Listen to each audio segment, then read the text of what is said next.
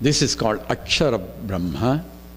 But in this path, this is a little bit technical, the chapter. And it talks about Acharya Brahma is only one line there, one sloka. The rest of it is something else, but still called Acharya Brahma Yoga. Aksharam is that which is not Aksharam, that which does not deteriorate is Aksharam, that which is only the truth. In the 10th chapter, he will use Aksharam for something else. So here, the Aksharam means Brahman. And here he tells you just now what I mentioned, the total vasanas of all beings together forms a basis for the creation. Then you ask, where did those vasanas come from? It came from the previous lives, previous creation. You are not answering, where did the previous karmas, where did it come from? It came previous to previous. It means this is endless creation. There is no beginning or an end. This is a cycle. Janma, this is Janma Jasya Yataha. That's what Brahma Sutra says. It is the creation, sustenance and annihilation is like a cycle, continuously recycling going on all the time. So it will be coming back. I will get caught up in this continuously until I transcend out of this karma itself. And in the statement of the previous sloka somewhere, it says, in the last minute, if you think of me, you will realize me. Sir, you would have told this before I registered for this course. All I had to do is think of you in the last minute. Why do you need to attend all these things unnecessarily? Even though food was good.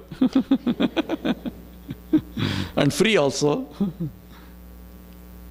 It says that's why Antakalecha mameva sparan muktva kalevaram yah prayati samadbhavam yati nastyanta samsaya. There is no doubt if you think of me in the last minute, you will reach me. Only thing problem is, how do you guarantee that I am going to think of him in the last minute? So one fellow put all his sons' names. One fellow is Narayana, one fellow Govinda, one fellow Venkateswara. All names are given so that in case I think of him, I'll be going there. So he is in the deathbed almost. Narayana, where are you? Dad, I am here. Govinda, where are you? I am here.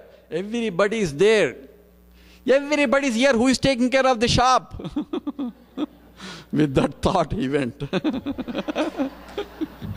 So there is no guarantee that I am going to think of him in the last minute. So how do I make it as a guarantee?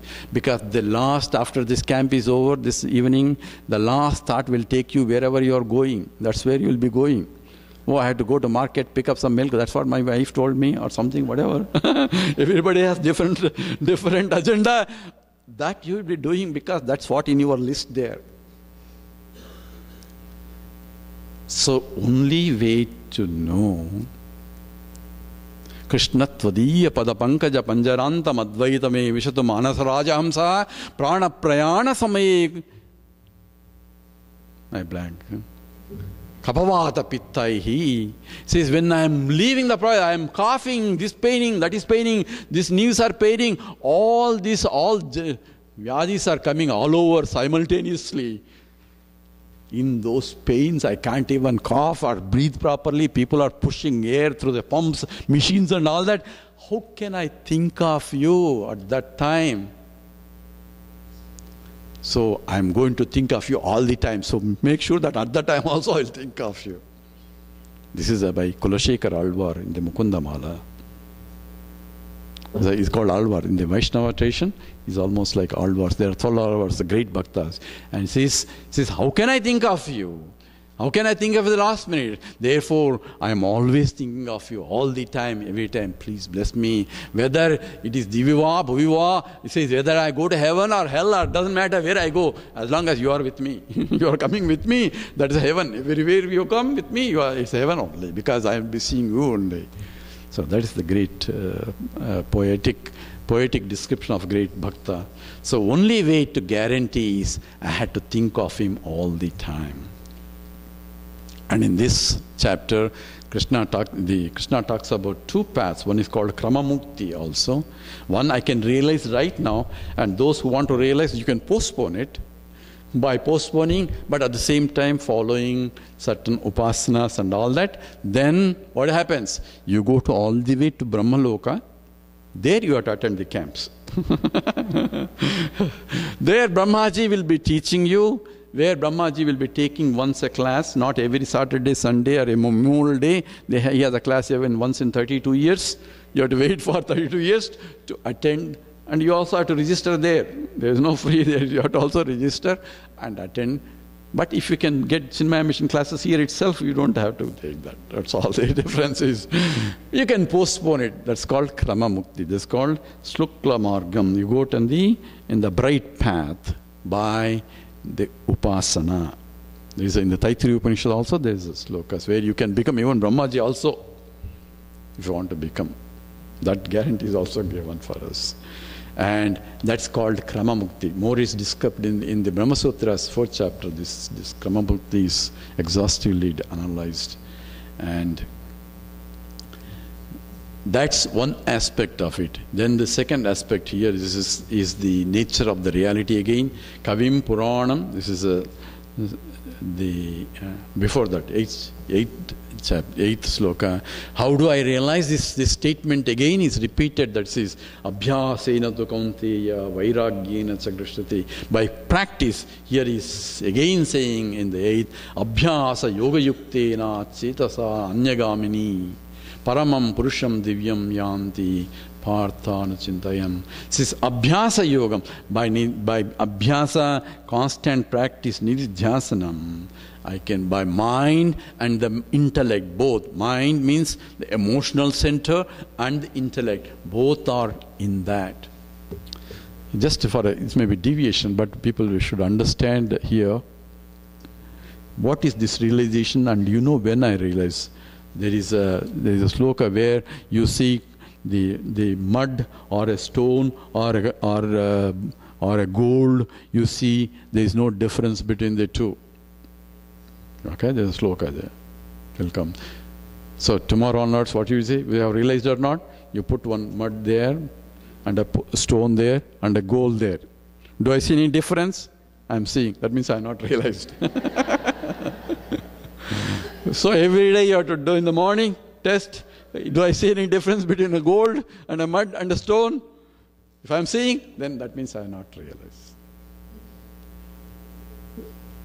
That's not actually what it implies. Even the statement is that what I mean is I am not attached to my equanimity of the mind, whether it's a gold or a stone or a mud. Each has its own value, but I am seeing nothing but God pervading in all of them.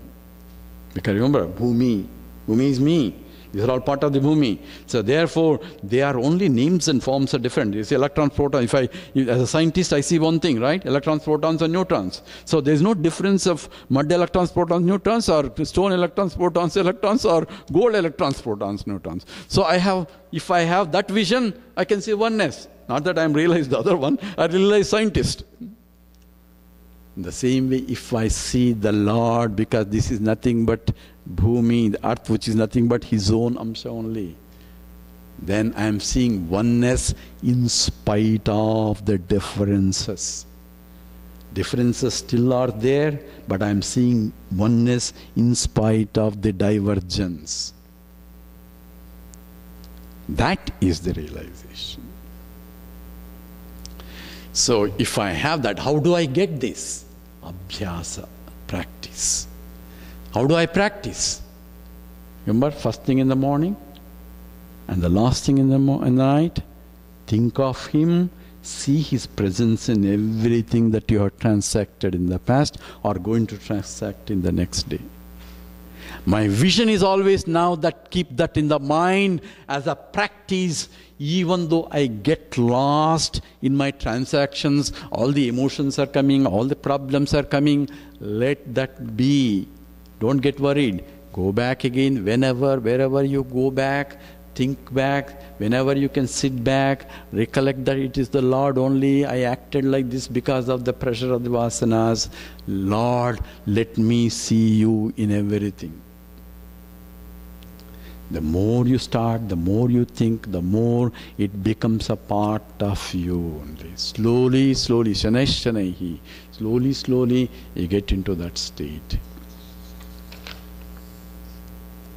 And in this statement is, even though you go all over, even Brahma Loki, even you go to Brahma, you have to come back unless you attend the camps here or there. There is no other way. So Krishna himself says, even though there is a path, there is. And in the process of this 8th chapter, it tells you what is one day of Brahma, one night of Brahma. So many yugas come into one day of Brahma. When he gets up, starts creation, and so many yugas and yugas together. By the time he sleeps, all that is going on. And then he closes and everything goes back into him. In the morning again he creates. Yours is Laya, his is called Pralaya. That's all the difference. And their dates, times, how many yogas and all that is given in the number, those who want to know more about it. So that is the 8th chapter of the Gita. In the end he talks about the bhakti in terms of surrenders. Surrenderance to Avyaktaha, the 21 sloka. Avyaktochara ityuktaha tamahu paramam gatim. So Avyaktaha akshara iti uktam tam ahuhu. That is called Avyaktam. The highest state is unmanifested, and Aksharam, that is indestructible. That's why it's called Akshara Brahma. Then who knows that, he realized that. Knowing is knowing that I am that only, and therefore he realizes that.